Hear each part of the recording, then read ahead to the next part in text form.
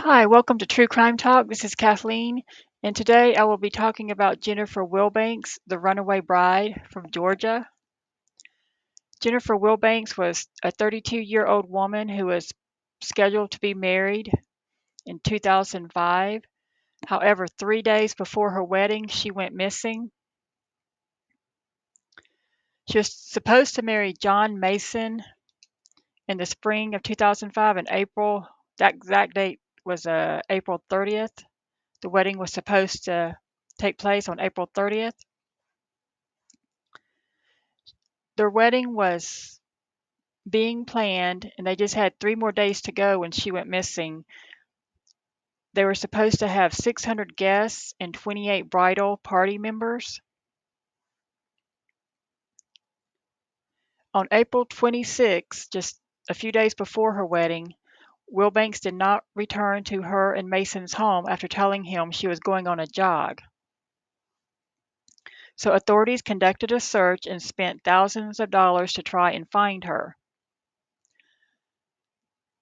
On April 30th, 2005, Jennifer called the police and her fiancé from Albuquerque, New Mexico, and told them she had been kidnapped and assaulted.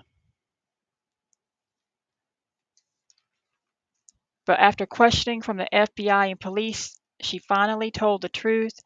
She told them that she had called a taxi to take her to a Greyhound bus station in Georgia, where she got on a bus to Las Vegas, and then from Las Vegas, she went on to Albuquerque, New Mexico. And I don't know if she partied it up while she was in Vegas and gambled or what she did in Las Vegas, but she ended up in Albuquerque, New Mexico, and that's where she called her fiance and the police from. So after she admitted that she had faked her kidnapping, she ended up pleading guilty to a felony count of making a false statement and got 2 years of probation, so no jail time, and 120 hours of community service and mandatory mental health counseling. She also had to pay the city of Duluth $13,250 and the sheriff's office $2,550 to help with the costs of searching for her. Jennifer and Mason ended up breaking up not long after this event happened, but she later did marry somebody else but has since divorced that man. She had married a man named Greg Hudson in 2010, but they ended up getting divorced in 2021. This is a People magazine article about Jennifer Wilbanks that was published on September 22nd, 2017. It says 12 years after faking a kidnapping to get out of her wedding, Jennifer Wilbanks has moved on. I'm just going to read some of it. It says Jennifer Wilbanks was scheduled to marry her then fiance, John Mason, in April of 2005. It was going to be a lavish event. There would be 28 members of the wedding party, and more than 600 guests were invited. But just days before the wedding, Wilbanks vanished without a trace, sparking a nationwide manhunt. Her distraught family made the rounds on the cable networks, pleading for her return and saying that she wasn't the type of person to run off. They were wrong. Wilbanks, then 32, emerged 3 days later and claimed that she had been taken hostage by a Latino man and Caucasian woman while she was out for a run. According to Wilbanks, the couple had driven her from Duluth, Georgia, to Albuquerque, New Mexico, where they had assaulted her in a van. She later recanted her story, admitting she actually fled Georgia on a bus because of personal issues. The wedding was called off. So this is her after court, or after she was arrested and charged, I believe. This is her at the sheriff's department. It's another picture of her.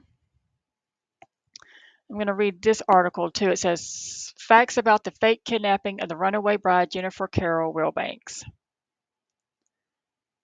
going to read some of the facts. Let's see. She went out for an evening jog but never came back, so her fiance called the police.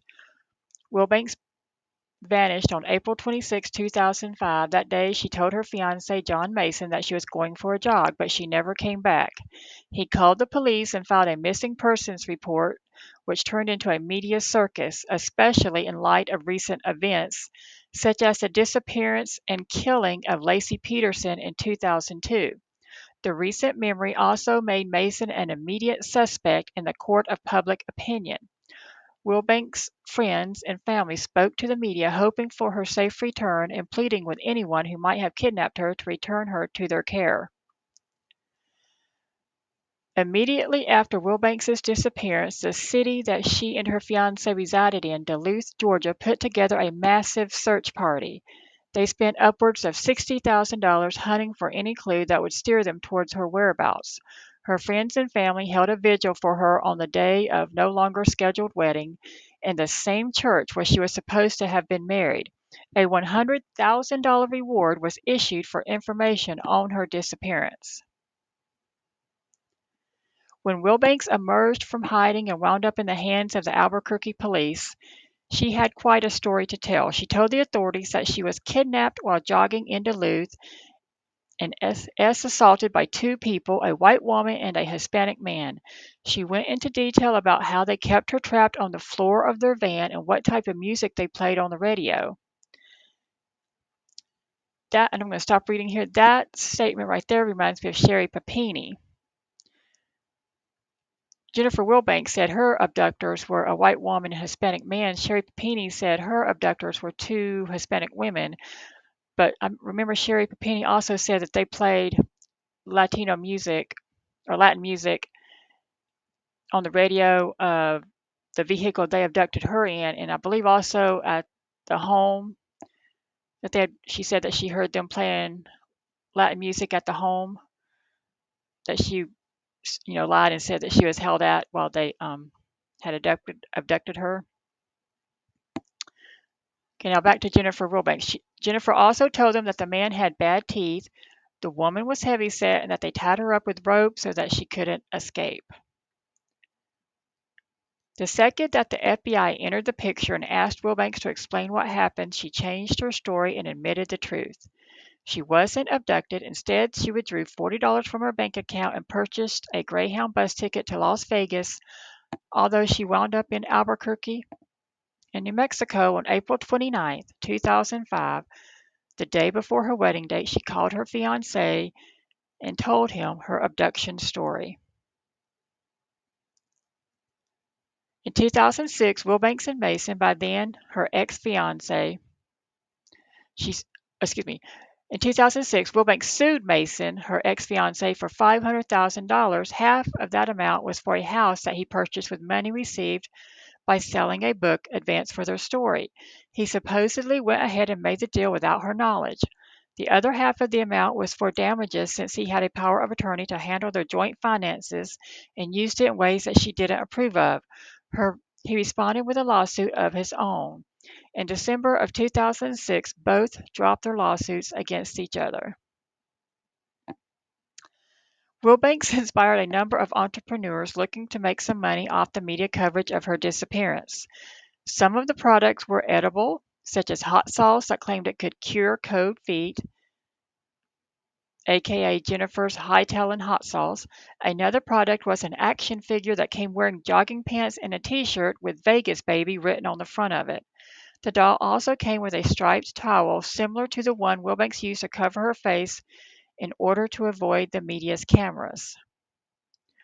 Wilbanks didn't get away scot-free. Instead, she was charged with one felony, making false statements, and a misdemeanor, making a false report of a crime. The maximum punishment for the first charge was 5 years in prison. The second would have given her 1 year in jail. The authorities also wanted her to pay a fine of $43,000 in order to cover part of what was spent searching for her. Her lawyer instead offered $13,000. She pled no contest to the charges and wound up with 2 years of probation and 250 hours of community service. She also had to pay a fine of $9,000 and undergo mental health counseling. After admitting the truth and dealing with the media circus surrounding it, Wilbanks admitted herself to an inpatient treatment program. While there, she worked on a number of mental and physical issues that caused her to fake her own kidnapping. It's unknown how much time she spent there, but the facility was described as being highly regarded. Before going into treatment, she issued a public apology to her family, friends, and the people of Duluth, Georgia. And here's an interesting fact about Jennifer Wilbanks. In the 1990s, before she ran away from the altar, she was arrested for theft and shoplifting. Wilbanks' past emerged in the wake of her fake kidnapping, and it turned out she had been arrested several times. So, not just one time or two times, but several times in the 1990s for shoplifting and theft, and she had spent 2 weekends in jail. So, this was not her first time being in trouble with the law. Although two of her thefts were small, $37 from Walmart or $98 from a different store, one was larger, $1,740 worth of items from a shopping mall. She has also been accused of stealing from the homes of people who employed her to babysit their kids.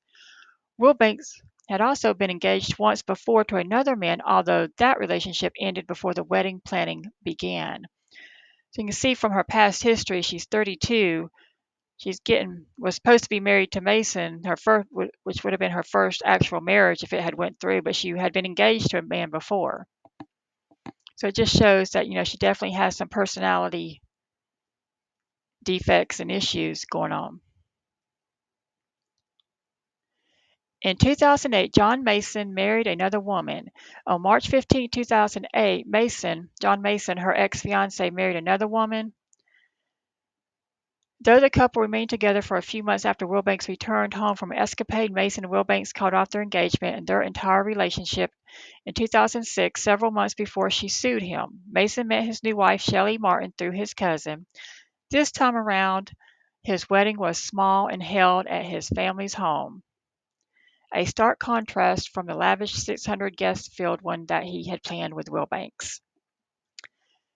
In 2010, Jennifer Wilbanks filed for bankruptcy. Despite selling her rights to her story to a Hollywood production company for $500,000, she wound up $30,000 in debt and living off a small stipend provided to her by her then live-in boyfriend. That year, she posted on Facebook that she had found love at last. Look at this picture. This is a photo of John Mason, Jennifer Wilbanks' fiance at the time. And this woman here, I don't know if it's Jennifer Wilbanks' mother or what was supposed to be her future mother-in-law crying here. But look at, the heartbreak on her face. This was when Jennifer Wilbanks went missing, and they didn't know where she was, and they didn't know it was a hoax at the time. Just look at all the pain and anguish Jennifer Wilbanks caused by her actions. And it's a lot like Carlee Russell's actions today, all the heartache and suffering she caused her family and friends and the whole community, the whole nation, the whole world. People were praying for Carlee Russell, and people, got emotionally involved in her case. And now we know that that case was a hoax. So it's really devastating how these hoaxers, these people who perpetrate fake crimes on society, how much they hurt people and they devastate their families and communities with their lies and fake crimes. And this right here is a lot different from the previous picture. This is when he had gotten a call from Jennifer Wilbanks letting him know that she was alive. And this is the time he still believed that she had been abducted, but he was just so happy that she was alive. And this is him. I think he's hugging, I don't know if it's his father or a friend, or another family member, but look at the joy in his face. His runaway bride had been found alive, and he thought she had been kidnapped, but she was going to come back home to him. And this is Jennifer Wilbanks' police photo, obviously, the Hall County Detention Center, Gainesville, Georgia. I don't know if this is when she was arrested for her fake kidnapping crimes or if it was one of her arrests in the past for shoplifting, because she had been arrested several times before in the 1990s for shoplifting. I think that's the one we just saw, this third picture here, but then there's two other previous pictures from Hall County, Georgia, where she had been arrested for shoplifting in previous years. Okay, after she pled guilty or no contest, she pled no, she worked out a plea deal, pled no contest. She was given community service and fines and probation. So this is Jennifer Wilbanks doing some of her community service. So she didn't get jail time, but she did get charged with a felony. And as far as I know, it's not able to be scrubbed off her record. She will have that felony on her record forever. Unlike in Audrey Sealer's case, she just got misdemeanors and had her record expunged. And I think actually Audrey Sealer, the 20-year-old who faked her kidnapping in Wisconsin, she actually became a teacher because she got her record expunged after her 3 years probation. So she was able, go back to college, graduate, and become a teacher. And if I'm not mistaken, I believe she became a special education teacher. So in my world, that probably, I wouldn't want that to happen. I wouldn't want people who are, who perpetrate these types of crimes at this level to become teachers or nurses. But, you know, and just because they don't get in trouble with the law again doesn't mean that they're not still being, deceptive, lying, manipulative, and stuff like that. So, but hopefully she's doing well and she's being a good teacher if that's what she's still doing at this time. Audrey Sealer would be 39 years old today. So as far as I know, she's working as a special education teacher somewhere in the USA, somewhere. I guess I don't know if it's Wisconsin, Minnesota, her home state, or what. But Jennifer Wilbanks, although she didn't get jail time, she did get some community service, and it was real community service. I mean, you can see she's here out, mowing the lawn on a hot day. And from past experience, from when I've cut grass and weed eated, and I've actually worked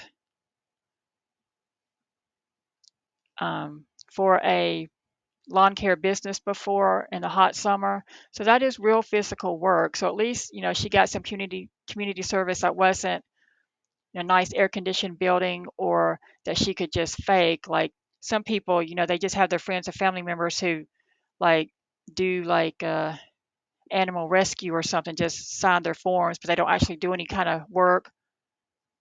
Or they'll get somebody at a community shelter to sign off on their forms and they don't actually do community work. Well, at least we know, because the media took pictures of her mowing the grass, at least we know that she did do some community service that involved actual physical activity like cutting the grass. And I remember, I live in Georgia, so I remember when all this happened. I remember the news media showing her and filming her while she was cutting the grass. So at least she had, that public embarrassment, or what we would consider embarrassment. But the thing is, I think like to people like Jennifer Wilbanks, Carlee Russell, Sherry Papini, Audrey Sealer, Jesse Smollett, the thing is they don't actually feel embarrassment like we do, or like, other people do. So I don't know if like public shaming and public embarrassment is really a good punishment for them. I think the real punishment for them would be jail time, to teach them, hey, if you don't like going to jail, you like your freedom, behave yourself so you won't come back here. I think that really works in cases of people with these types of personalities, because if they're not held accountable, if they don't get a consequence to their lying, they're just going to keep up their lying if they never have any repercussions or consequences. So at least she got some hard labor community service, but I don't think she felt any embarrassment cutting the grass like we would if we had to do community service and the news media was there filming us while we're out there cutting the grass. That's her again, cutting the grass. And this is when she went missing, of course, the community, rallied and searched for her, and people put up billboards for her. And after she was found, or after she called the police and told them her fake kidnapping story. And then she finally admitted that it was all a hoax. People, they put case solved, cold feet, because it was a joke that she had got cold feet and ran away. But, I don't think it's just about having cold feet and stuff. I think just like a personality issue going on, just like Sherry Papini, Carlee Russell, Audrey Sealer, they wanted attention. I remember when she went missing and it had been found out to be a hoax. I remember how people in Georgia were so angry. I remember they interviewed one older woman on TV news, and she was saying, how could somebody who having a big wedding, I mean, she had a lavish big wedding plan with 600 guests and a 28 member bridal party thing planned and all that. How could she run away from all that? But, people like Jennifer Wilbanks and others who do these types of things, who fake their own kidnappings and assaults, they crave attention so much that a big wedding isn't enough for them.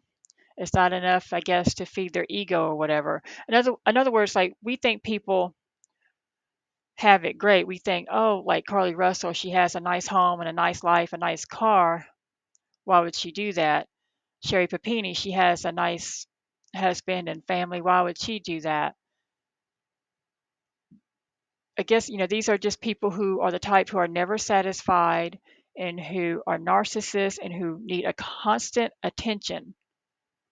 They need more and more attention to, I guess, just breathe every day in their lives. I don't know. It's a interesting thing to study.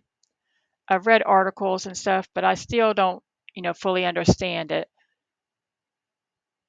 Some people call it Munchausen syndrome. Those are the people who fake illnesses to get attention, who go to doctors or hospitals to get attention, or like, use crutches to get attention when they're not really hurt and stuff like that. So people just do all kinds of stuff to get attention. It's weird. So how will Carlee Russell's case turn out if she gets any punishment? What kind of punishment will Carlee Russell receive? Well, Jennifer Wilbanks' case was back in 2005, and she was 32 years old, so, clearly old enough to know better. And she had prior arrests for shoplifting, several.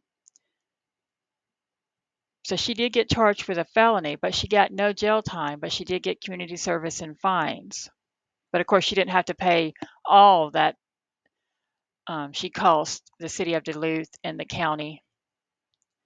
She only had to pay, a portion of what, the money that they had to put out to search for her. Audrey Sealer, the 20-year-old college student who faked her abduction in Wisconsin in 2004, just about a year before Jennifer Wilbanks, the runaway bride, did her fake abduction, she only got charged with 2 misdemeanors and got 3 years probation and had to pay fines, a very small amount of fines, of course, again, not the full amount that she had caused the community and the government to search for her. So 2004, Audrey Sealy, 3 years probation, and she had her record expunged. And to my knowledge, today she is a special education teacher. Good for her. Hope she's being a good teacher and doing right. Jennifer Wilbanks did get charged with a felony. I don't know what she does for a living, but I assume because she does have a felony on her record. As far as I know, it was not expunged. She is not. I assume she's not working with children or being a nurse caregiver or working in the medical field of any type, which I think is good. I don't think people who commit these types of crimes should be working with children or working in a caregiving field or be a doctor. They should do other stuff like retail, business, or whatever, but not being a school teacher, in my opinion. That's just my opinion. But then Carlee Russell, what kind of punishment will she get? And will she be able to have her record expunged? She's 26, she's 25 when this happened. She just turned 26. But also, she had issues apparently of being a thief. Apparently, she stole, at least from her job. I don't know what other issues she's had, but I bet her family has noticed some issues. But as far as I know, she has obviously no criminal history, like she's never been arrested for anything she's done. So I wonder what Carlee Russell's punishment will be. Will she get lucky and just get misdemeanors? Will she get lucky and just be able to have her record expunged if she does good on probation? Will Carlee Russell get a felony? I'm thinking she probably will get a felony, at least one felony, just because Sherry Papini did in 2016, and just because she caused so much fear, anxiety in her community and had so many people worldwide praying for her and looking for her and sharing her stuff on social media to get the word out about her. And because she lied so much, and because she really hasn't publicly apologized, or she refuses to speak to the police herself, she hasn't taken responsibility herself. At least Jennifer Wilbanks spoke to police and Audrey Sealer spoke to police directly. Carlee Russell has not spoken to the police directly at all since that first interview they did with her when she had came home, and that's only because her family had called the police and let them know that she was there, and they went to the house and asked her a few questions, but she never sat down with them.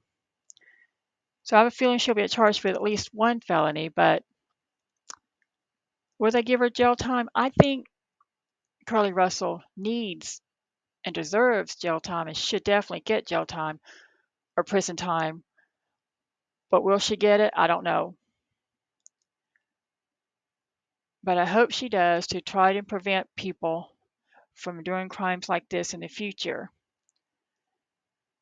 Some people think it's all mental illness, but there's mental illness and then there's personality defects, and there's choices. There's choosing to do wrong things and there's choosing to do right things.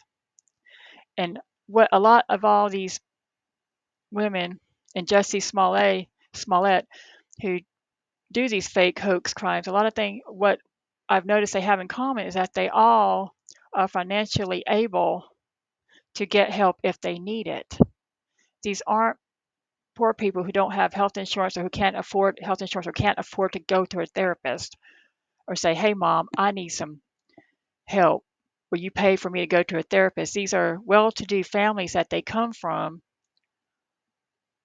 or if not well to do, at least, they have resources and they have the ability and know how of how to get help or to ask for help from their county offices and stuff like that. I mean, there is help out there, even if you're poor. So it's not an excuse for a poor person or a rich person to do these fake hoax crimes and then claim they were depressed or they had anxiety. At least Jennifer Wilbanks didn't try and say like she was trying to bring attention to something by her disappearance. There are other cases where people do fake crimes, commit fake crimes or report fake crimes, and they claim that, well, they did it, to help society, like they were trying to help bring attention or awareness to something. So I hope Carlee Russell doesn't use that, because some people are saying, well, she helped bring attention to human trafficking, and I think that's ridiculous. I think people were already aware of human trafficking, especially because there's that movie out right now, and so when she went missing, people already were aware of human trafficking, and they really thought, like, oh my gosh, this poor young woman in Alabama has been kidnapped by human traffickers. So another thing that about Jennifer Wilbanks' case, like Carlee Russell researched bus tickets and stuff online before she went missing. Jennifer Wilbanks that's what she did. She actually bought bus tickets and got out of town and went to Las Vegas and then New Mexico. Did Carlee Russell actually go somewhere, or did she just hide out in the woods? And people who say, well, a woman as spoiled as Carlee Russell wouldn't hide out in the woods, well, Audrey Seeley, the college student, was missing for 3 or 4 days. And as far as I understand it, the police have no evidence of that she stayed indoors anywhere. She could have. I mean, I don't think she was out there in the cold because it was cold. Even in I believe it was what, March, she did her hoax. March and April in Wisconsin, it still gets cold. So was she outdoors for those few days that she was missing? Well, as far as the police know, apparently she was. When they found her, she was definitely cold. She had been out at least for a day in the cold.